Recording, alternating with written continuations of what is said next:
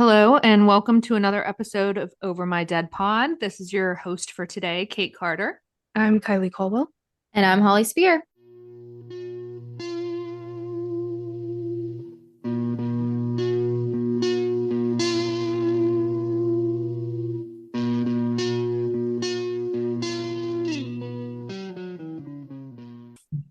Before we get started with our episode today, I just want to give a quick little shout out and reminder. If you guys don't follow us on social media, we have announced that we're going to be doing a special episode coming out on Halloween Day. So please keep your eyes peeled for any updates that we might post on our social media about this special episode. It's going to be an episode like we've never done before. Very excited for it. Can't wait. You may see us in costumes, you may not. As always, please like and subscribe to our YouTube channel. We also have a Facebook page and an Instagram page. You can find us at Over My Dead Pod. All right, so ladies, we're going to just, per usual, jump right in. This is the case of Kim Edwards and Lucas Markham, who are also known as the Twilight Killers.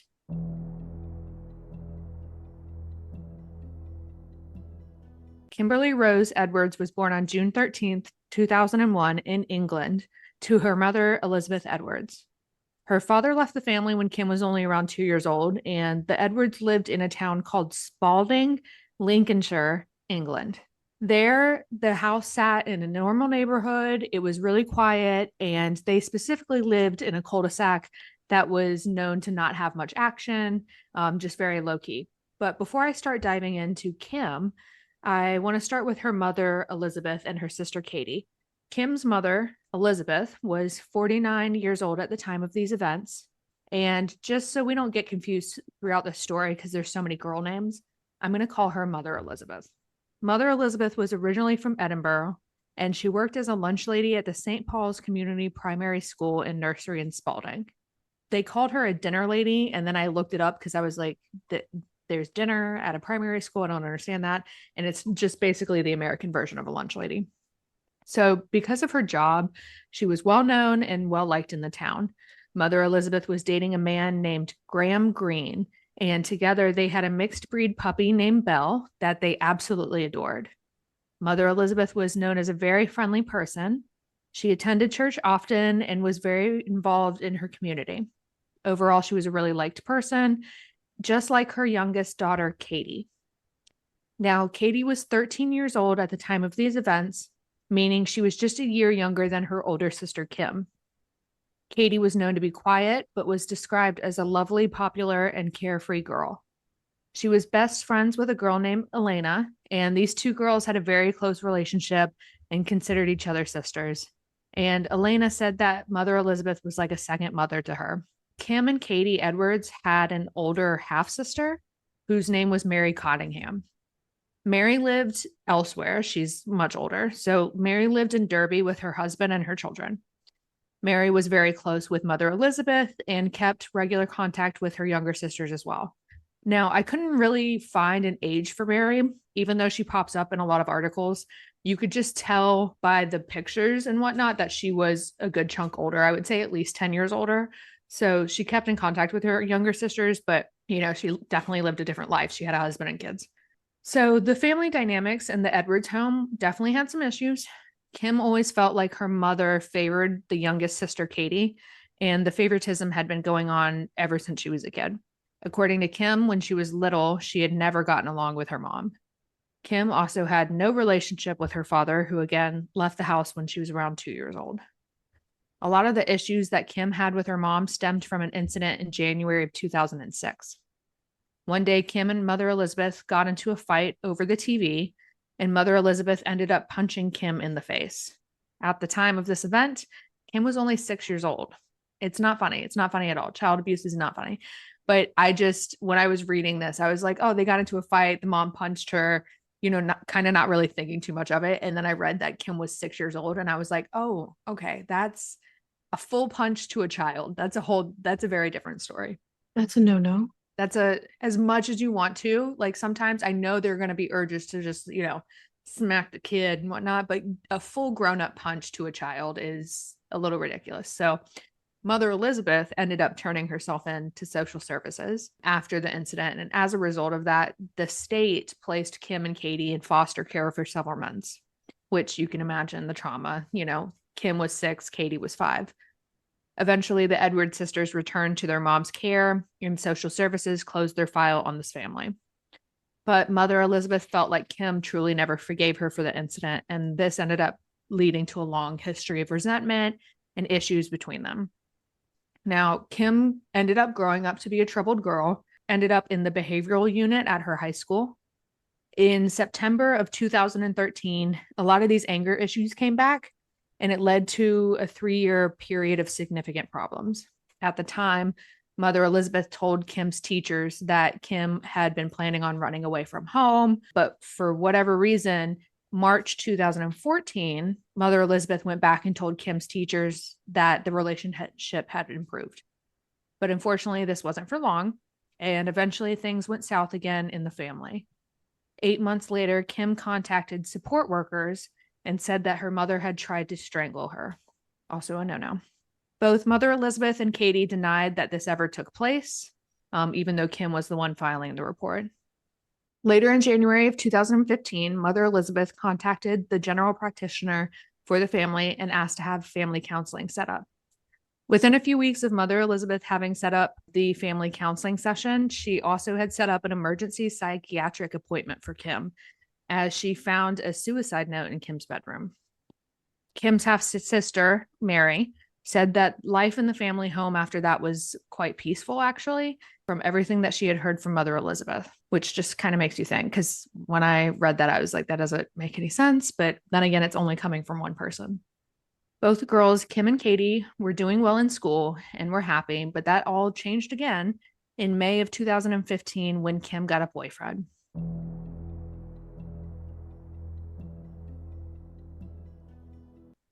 This boyfriend was a 14-year-old boy named Lucas Markham.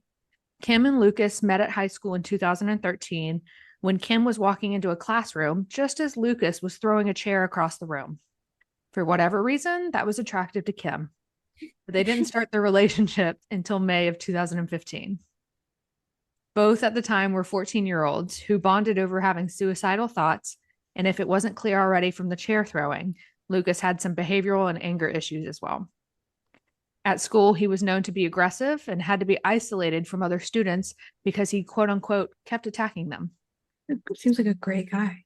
Sounds like a great guy, good Yeah, I boyfriend. love that. That's so hot. So hot. So hot. Now, the two of them quickly formed a very intense and toxic relationship, as you can imagine. Kim said that she felt happy for once while she was with Lucas and that she had never felt so close to someone before. She told people that they shared the same attitude in life. And now Lucas had a very troubled background as well. It's a sad one, to be honest, just like most of them are. His father was an alcoholic, had major rage issues. There was a lot of domestic violence that took place in the house when Lucas was young. Ended up leading Lucas and his brother being sent to foster care for a period of time. Now, when the boys got out of foster care, the Markham brothers, they were eventually taken in by their aunt. And I think it was like, I read like 2 or 3 days after they were taken in by their aunt, their mom died of leukemia. So it was just like boom, boom, boom, like multiple things, bad things happening. And they were very young at the time. So that can be traumatic. Back to Mother Elizabeth. She did not like the fact that Kim was seeing Lucas at all. She described the two of them together as a ticking time bomb waiting to go off. The relationship between Lucas and Kim reminded Mother Elizabeth of her relationship with Kim's father. And that's because Mother Elizabeth's ex-husband, who was Kim's dad, was addicted to drugs and was very abusive towards her. It turns out that Mother Elizabeth had spent a majority of time in women's shelters during her marriage as well.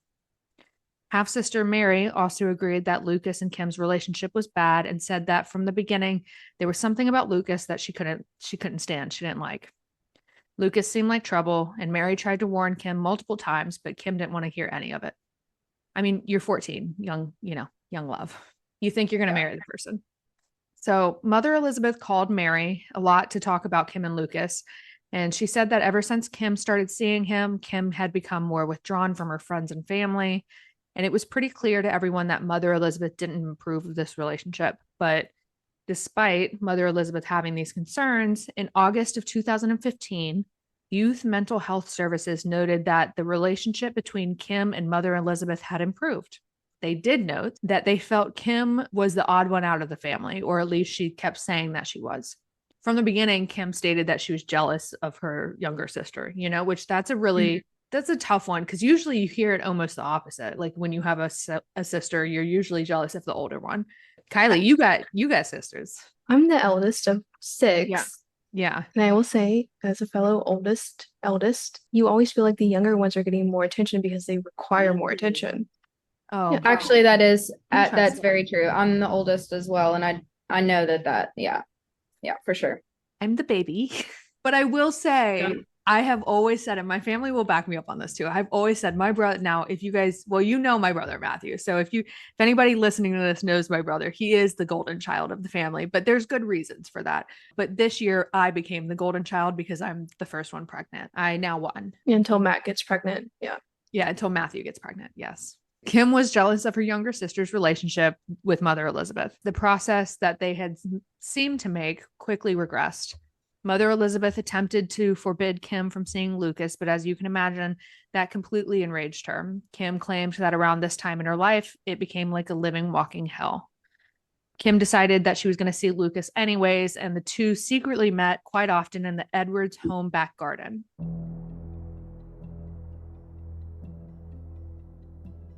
In October of 2015, Kim ended up running away with Lucas. Missing persons report was issued for the both of them, and local media was sent out. They sent out alerts to be on the lookout. The two were missing for 6 days before they were found by police. And when they were found by police, they were discovered sleeping rough out in the woods. Now, sleeping rough, because I was like, I don't know what that means. Like, what do you mean? Just like butt naked or stuff like that? But apparently, sleeping rough means sleeping out in the open with no protection or personal items. So these two, like 14-year-olds, were just out in the woods, just chilling, sleeping on the ground. Do they have poison ivy in England? Like, how does that even? I don't know how they survived. Anyways, after Lucas came back to school, the other students apparently teased him, and he ended up becoming a lot more withdrawn and less noisy and disruptive. He really turned into a loner, and he only hung out with his girlfriend, Kim. Lucas was never really a popular student to begin with, as you can imagine, because he picked fights with everyone and anyone. One classmate of Lucas said that he was one of the most hated kids in school for how aggressive and weird he was. Lucas's classmates also stated that he would do basically anything Kim asked, and it was very well known that he hated Mother Elizabeth. In fact, some classmates said later on that Lucas had talked about killing Mother Elizabeth on multiple occasions. Of course, everyone just thought he was all talk. Eventually, Lucas ended up getting expelled from school, and at some point, Kim's estranged father also tried contacting her around the same time. So there were two big stressors happening in Kim's life at this point. And in March of 2016, Kim attempted suicide by taking an overdose of painkillers, but she was rushed to the hospital and luckily survived. And after this attempt, Mother Elizabeth set up counseling for the whole family. As you can imagine, the situation just got worse.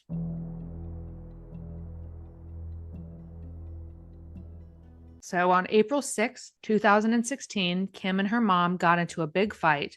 And according to Kim, Mother Elizabeth told her that she was going to turn out to be just like her father. Kim left the house and went to Lucas's home, and the two barricaded themselves in Lucas's bedroom for the night. When Kim returned home to get a birth control pill, she found... Wait. Yeah. Hers? Yeah. Oh. 14. Now, I will say... I mean, we support safe sex. We do. We support safe sex. You a baby, but we support safe sex. So when Kim returned home to get a birth control pill, she found out that her mother had bagged up some of her things and that she had given some of her personal items to Katie, Kim's younger sister. This is not even 24 hours. So basically that was the final straw in Kim's mind. And she felt like she didn't belong in the family anyways. And she didn't want to live if it had to be living with her mom. Kim wanted a way out of the situation completely. And she felt as if there was only one thing left to do. And that's when she and Lucas created the plan to kill Mother Elizabeth and her 13-year-old sister, Katie. Why the sister? Because she's jealous of her. You just wait.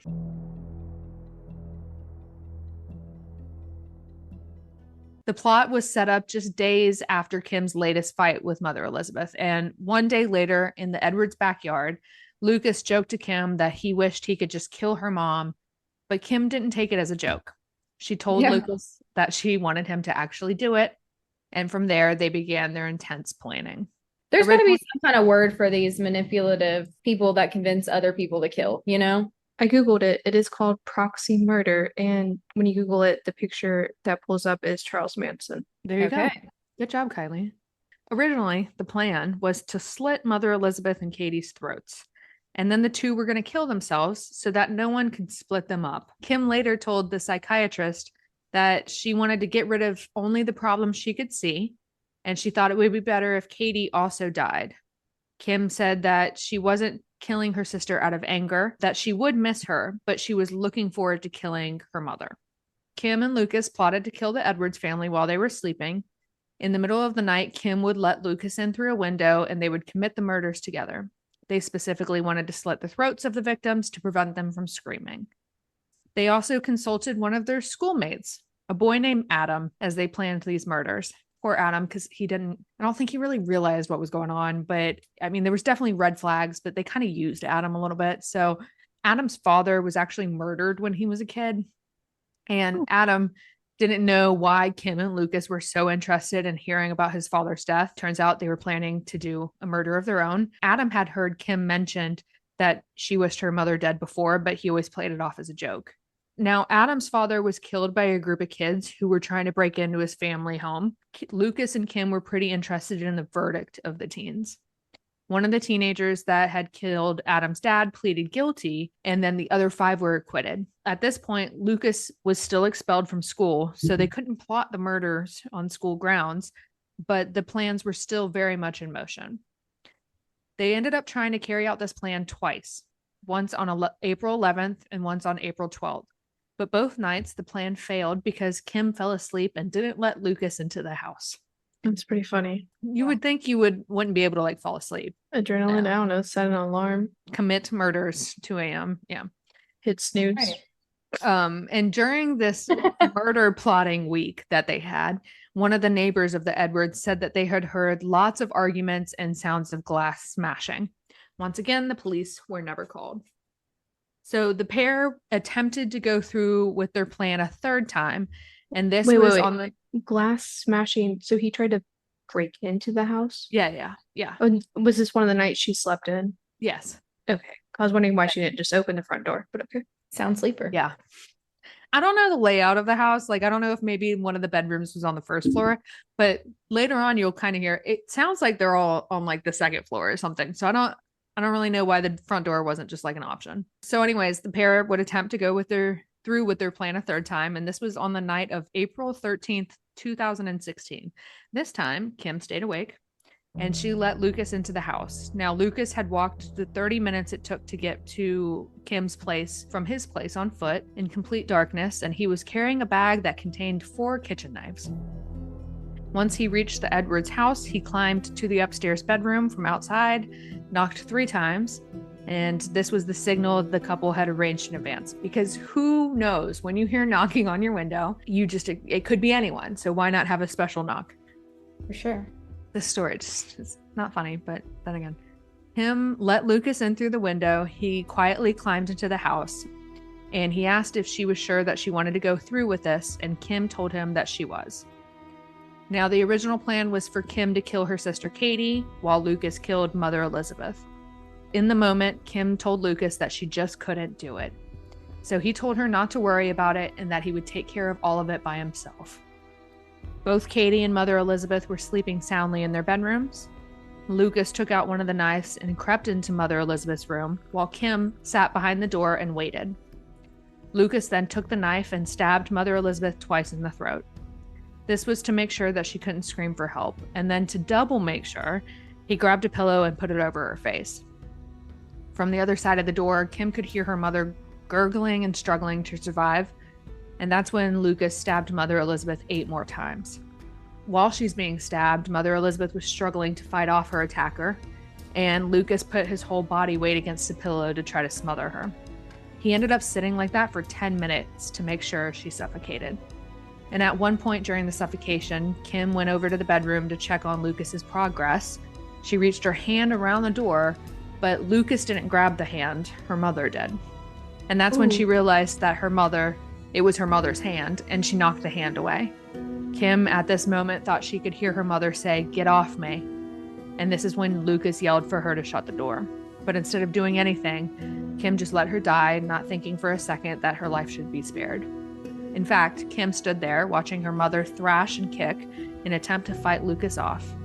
Kim told Lucas to stay calm and everything would be over soon. Unfortunately and sadly, this was not a quick or painless death. Lucas finally left the room once Mother Elizabeth stopped breathing and the pair knew she was dead. Lucas even went over to her to check her pulse to confirm. Then Lucas went to the bedroom that Kim and Katie shared across the hall. As Katie slept, Lucas violently stabbed Katie twice in the neck and then smothered her with a pillow. Kim could hear Katie saying, "Get off of me, I can't breathe," before she died. Katie was loudly trying to scream, but unfortunately, anything she was trying to say wasn't clear and couldn't be heard. She even tried scratching at Lucas so that he would get off of her, but unfortunately the attack was fatal. Due to her fight, Katie's blood was splattered all over the bedroom walls. And when he was done, Lucas and Kim decided to cover Katie with a white sleeping sheet because Kim apparently didn't like the smell or sight of blood, and it was making her nauseous. The pair had just murdered Kim's family, and somehow neither of them felt any shed of remorse. Kim stated that neither of them felt bad, and they were much more laid back about the whole thing.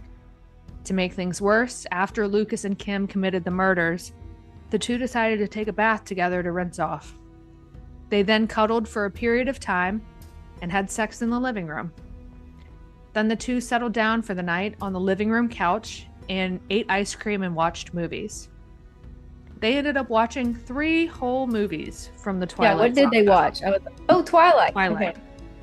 They watched 3 of the Twilight movies. Those are not short movies. No, but also about toxic teen love. Yes. The next day, both Lucas and Kim were supposed to be at school and they didn't show up, and as a result of this, they were both reported missing.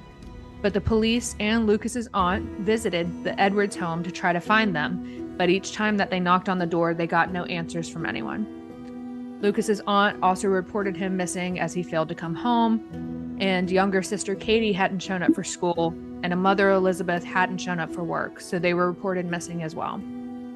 Now, if you remember, the original plan was for them to kill themselves after the murder had been done, and they apparently abandoned this plan. Lucas and Kim had a handful of painkillers and booze, and they were planning on ending their lives around 2 p.m. the next day. But Kim said that she didn't like the smell of alcohol and she didn't want to go through the pain of dying. I love it when people that plan these murder-suicides just decide not to do half of it, the suicide part. I don't love it, but I mean, obviously, like, very convenient.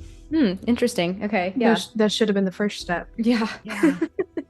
So, and she was like, "I'm nauseous at the sight of, or smell of blood, or like the taste of alcohol." You're like, okay, I feel like you're just reaching for like an excuse not to like kill yourself. You know, so instead of killing themselves, the two decided to unwind, relax, and they watched the 4th Twilight movie. As they should. Kim and Lucas sat in the house for a day and a half while Katie and Mother Elizabeth's bodies just sat upstairs. Finally, at 12:15 on April 15th, police forced into the Edwards house through a downstairs window where they found both Kim and Lucas inside. They asked Kim if she knew where her mother was, and she replied, "Upstairs." When an officer asked what happened, Lucas looked up at the officer and said, "Why don't you go up there and see for yourself?" And so the police did. They went upstairs and they found Mother Elizabeth's body still lying in her bed. Mother Elizabeth's room was covered in blood, and then they found Katie's body also lying in her own bed in the bloody room. The police found the murder weapon, a 20-centimeter kitchen knife, in Kim's room. Mother Elizabeth had defensive wounds, meaning she had fought back against Lucas, and Katie's body was also positioned in a way that suggested she had tried to move away from her attacker. The family's 8-month-old dog was found still inside the home. Thank God. It was alive. She was just cowering in her crate and looked traumatized. I was so worried when you mentioned the dog. Yep. That the Now, dog I was was going going to to say, end you up guys hurt. know I went through a panic trying to find any article that said, did the dog Belle die? No, it was okay. She was inside her crate. She looked very traumatized. Obviously wasn't fed for the past like 2 days either, but Belle is okay. Not that murders of humans are okay either, but we just at least want, the dog survived. I don't think you would have done the case if something happened to the dog. No, I'm not okay with animal abuse. Yeah. The police said that both Lucas and Kim acted emotionless about the fact that there were two bodies in the home. And the only thing that Lucas said was, fuck life. And Kim said, we were going to take them down anyways. And then Kim also led the police to the box of medication and booze, saying that they planned on killing themselves, but decided not to. What do you mean she didn't do anything? Yeah. The two were immediately arrested and charged with murder. Mother Elizabeth's boyfriend, Graham Greene, arrived to the family home to find Kim being taken away in a police car. The police told him that Katie and Mother Elizabeth had been found dead inside the home. Graham then called Mary, the oldest sister, and that's when she got the horrific news that her mother and sister had been killed. The police asked Mary to come to the house in order to identify the bodies, and at that point, Mary said none of it felt real. The whole drive over, Mary was telling herself that it wasn't her family and a mistake had been made. But everything became terrifyingly real when she walked into the house, and she immediately knew that both her mother and sister were gone. The fact that murders were committed with assistance from Kim was another shock for Mary. She said that she knew her sister was unhinged, but never realized it would get to this point. As you can imagine, the community was shocked by the news, and no one could understand why anyone would want to hurt Mother Elizabeth or the innocent 13-year-old girl. At first, the public didn't know who was behind the murders because, for some reason, the media posted that the suspects were two teenage boys. The news media reached out to the public and asked if anyone who knew or had seen anything suspicious to come forward. The community was obviously panicked at the threat of more violence to occur, but the police assured them in a press release that it was an isolated event. Now, due to UK laws, which we kind of found out in another recent case, because of their ages, Kim and Lucas's names were not released to the media until the judge approved it in 2017. And apparently in the UK, it is completely on the judge whether or not to release the names when it comes to underage people. However, Mary, the eldest sister, indicated on social media plenty of times before that it was Kim and her boyfriend who were responsible for the killings. After Kim and Lucas were hauled off to the police station, they were separated and interrogated. They were also interviewed by police psychiatrists, and what the two said on these recorded tapes were both truly shocking and disturbing. Lucas admitted to killing Katie and Mother Elizabeth. He and Kim both described the murders in great detail to the police, and every ounce of it was with no emotion. Even the seasoned detectives listening into the interviews were completely stunned by what they were hearing. Now I have a clip of Lucas's interview, and I'm going to play it. And I went into her mum's room, stabbed her in the neck while she was asleep on her side, and smothered her face with a pillow.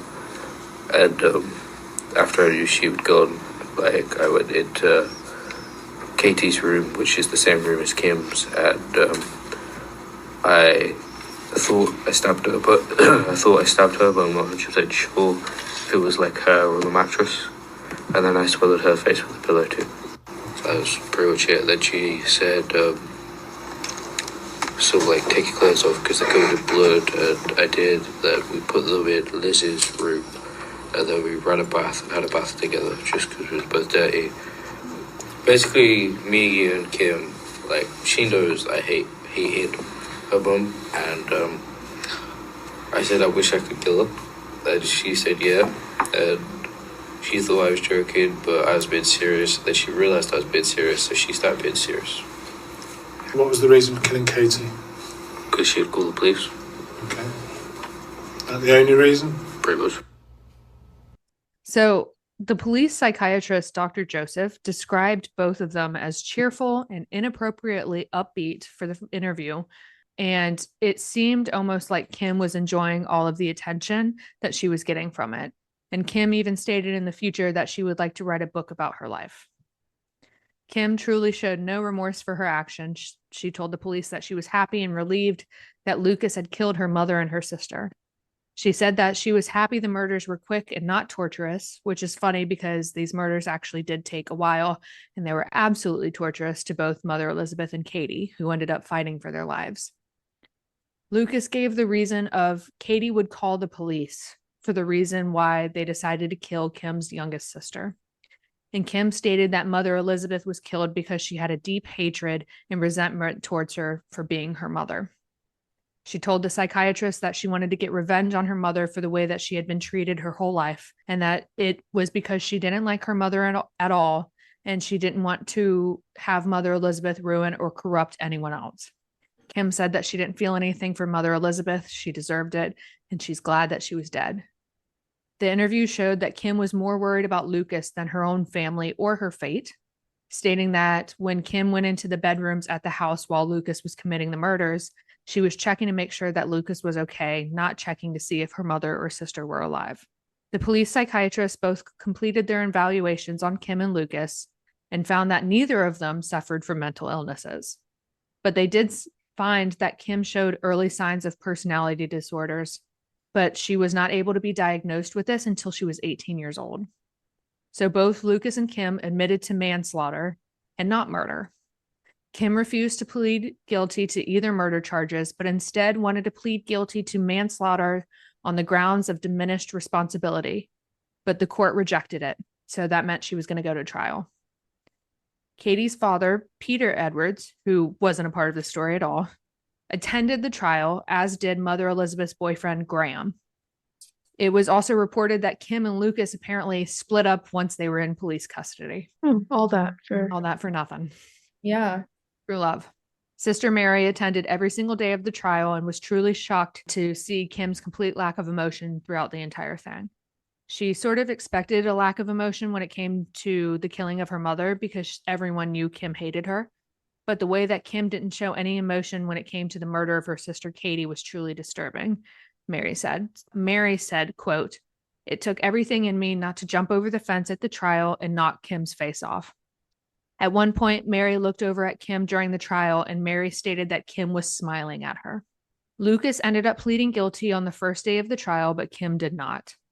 The trial lasted 8 days in the Crown Court, and the jury was made up of 7 men and 5 women. The court heard how Kim and Lucas planned out the murders ahead of time. The prosecutor compared the couple to Bonnie and Clyde. And the psychiatrists for both the prosecution and the defense ended up testifying. So the defense psychiatrist stated that Kim had diminished responsibility for the murders because she was suffering from an adjustment disorder at the time and could have a personality disorder. But the psychiatrist also stated that the disorder allowed Kim to lose self-control.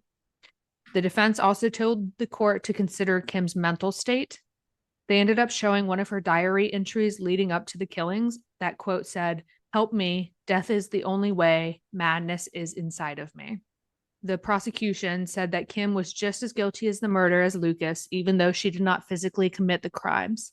She helped plan it, gave the okay, and not once did she try to stop Lucas from doing anything. The police stated that Kim was essentially the driver between the two and that she was the driving force for the murders.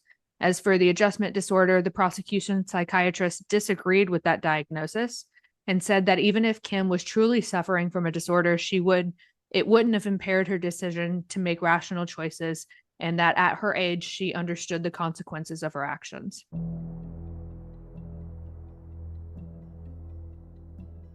On October 10th, Lucas pled guilty to the murders. Once the trial concluded, it only took the jury 2.5 hours to reach their verdicts on Kim. On October 18th, 2016, Kim Edwards was found guilty of both the murders of Elizabeth and Katie Edwards by a unanimous verdict. Both Kim Edwards and Lucas Markham were sentenced to life in prison with a minimum of 20 years.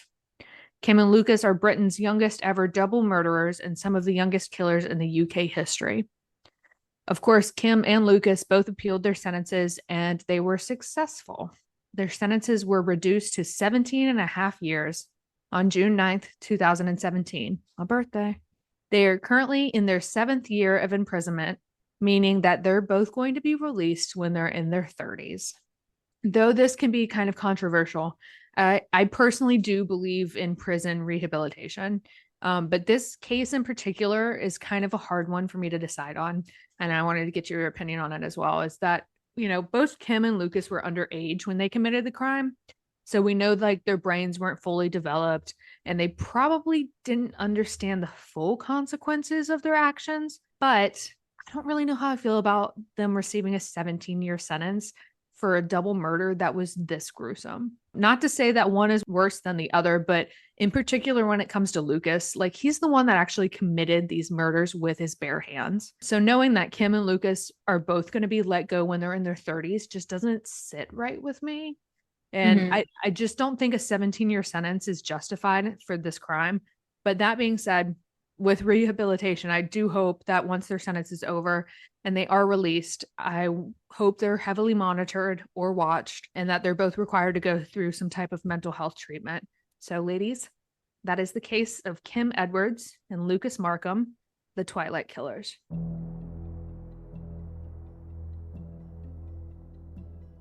I had never heard that one ever. I don't know how I feel about the 17-year sentence. I think I would feel better if it was 17-year sentence per murder. Yeah, I would say 17 years of mandatory psychiatric hold treatment. Like, and just letting you know, like there is nothing in articles or research that I could find that says they went or are going through mental health treatment. Like they're both just in prison. Yeah, I mean, obviously we're not psychiatrists, but 14-year-olds murdering two people or convincing someone else to do it, obviously there's something going on. I totally think Kim's just as responsible as Lucas is when it comes to crime and charge and everything. But Lucas was the one with doing the actual actions. So I think that it should be a little bit more severe on his end, just because he definitely needs some more psychiatric evaluation for doing that. But they both, like, they're going to be released in they're 7 years in, so 10 years. Yeah, I wouldn't feel comfortable living in the same community as them at all. Or who I think about is the older sister Mary. Yeah. All right, I'm out of Britain. She still lives in the same town and everything. And I was like, Mary, you need to leave. I wonder if they'll get back together when they get out. I wonder how they broke up. Like letters? Pen pal. Through the attorneys? Yeah. Tell my boyfriend we're over. We're done. We're done. I can't do this long distance thing. This is just too much. We're in two talking different through the prisons. toilets. It won't work out. We're just in different stages of our Lives. incarceration. I don't know. Yeah. So not a fan of that. I hope, I probably won't remember this case in 10 years from now, but if I do, and if I see any article about it, it'll be a good update, hopefully mentally to me, at least, to know whether or not they're being monitored, like released with life probation, or something like that. But even then, that doesn't make me feel good. Okay, they need to be 1, no contact with each other. Absolutely. 2, ankle monitors. Yep. 3, weekly check-ins. Yep. 4, Can't leave- weekly Can't leave their psychiatric towns treatment. and stuff. Yeah. Yeah. And with that, thank you for tuning in to another episode of Over My Dead Pod. If you want even more information, including photos and sources of the case, you can check out our blog at overmydeadpod.com. Be sure to leave us a review wherever you're listening to this and check us out on social media at overmydeadpod. And we will see you next week with another thrilling case. Bye-bye. Bye. Bye.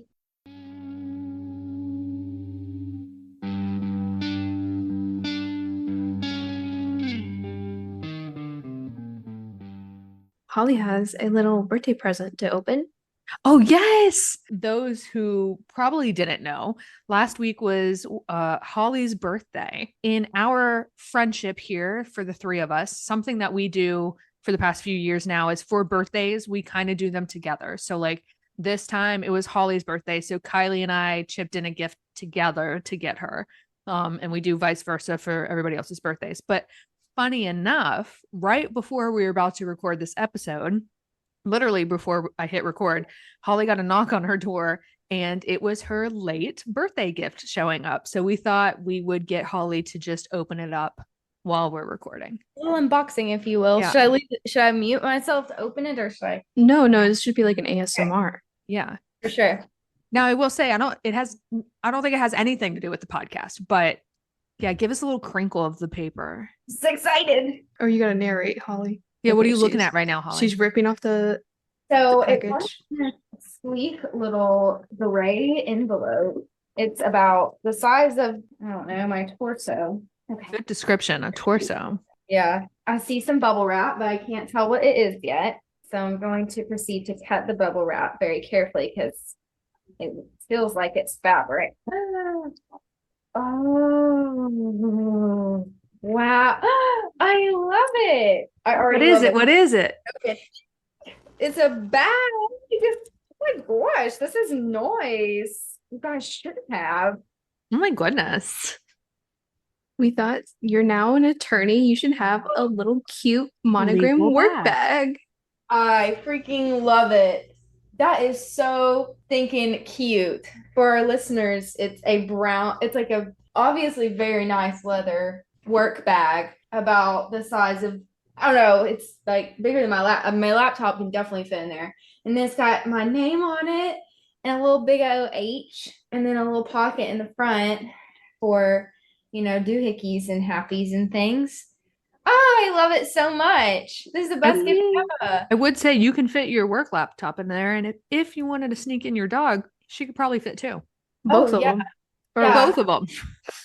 Butters has got to lose a couple pounds, but we might be able to squeeze a fat ass in here. Yeah. Happy birthday, Holly, love Kate and Kylie. I love it Mm. so much. It's beautiful. Thank you guys. Happy Gorgeous. birthday. Happy birthday. Thank you. People are gonna be so jealous when I go into meetings with this. That looks real good. I don't know if this is supposed to stay on there, but it is staying on there. It says you made the right choice. Oh, yeah. I Put love your keys on there. Figure out how to put your phone since you tend to lose those things. Putting an air tag in it There you go. probably right now. There you go. I love it so much. You guys are the best gift givers ever. Hey. Did we want to do any more updates or anything? We did our little giveaway and it went really, really well. So thanks everybody who posted, reposted, liked, and shared our content. And we're sending you out a little happy if you engaged with us on our social media platforms. And we'll probably try to continue to do little happies like that. Yeah. And definitely the three of us definitely saw like who liked and subscribed and shared and blah, blah, blah, all that stuff. But we don't know how many listeners actually are on our social media as well. So definitely like check us out, Instagram, Facebook, YouTube, wherever. I do want to give a little shout out. I have two friends, they're married, Alex and Dave, and they are listeners to our podcast. As soon as we release an episode, they're like right on it. And a little fun fact is that, well, everyone knows right now, this is Kate, I'm pregnant. I am quite pregnant at this moment. Halloween coming up.